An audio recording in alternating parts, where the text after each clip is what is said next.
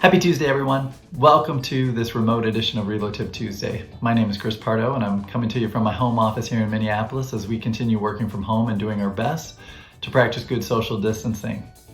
So my question today is, what is a virtual assignment?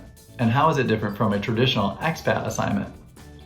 You might have heard that real estate joke about the 3 keys to buying a home are location, location, location, and that's exactly what makes a virtual assignment different from a traditional expat assignment. A virtual assignment is when the employee remains in their home country location while performing their job and being responsible for operations in the host country location by doing that work remotely, of course. So while an individual might travel 1 to 2 weeks for business trips to that host location when possible, unlike a traditional short or long-term assignment, they don't have to live in the country. And because of that, there are a number of benefits, policy options that no longer have to be provided. Things like host country housing costs and transportation allowances can be reduced or eliminated.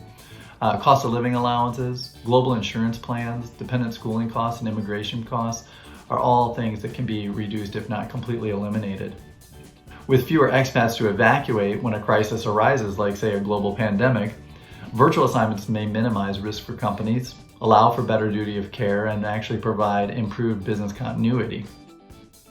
Second, dual career and family issues, those get in the way of traditional assignments, but with a virtual assignment, partners can maintain their careers and school arrangements can be kept in place for children. And then third, immigration issues like work permit restrictions, quotas, and other legal limitations can be reduced, if not completely eliminated. Here in the US, with the recent executive order aimed to freeze the hiring of foreign workers with H-1B visas, virtual assignments are getting a lot of attention and consideration currently.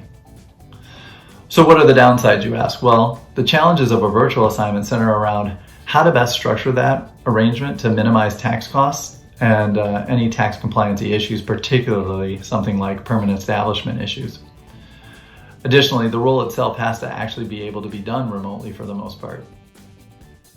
Although virtual assignments are not a new idea, according to a pretty recent Air Inc. survey, only 3% of companies actually have a formal policy in place.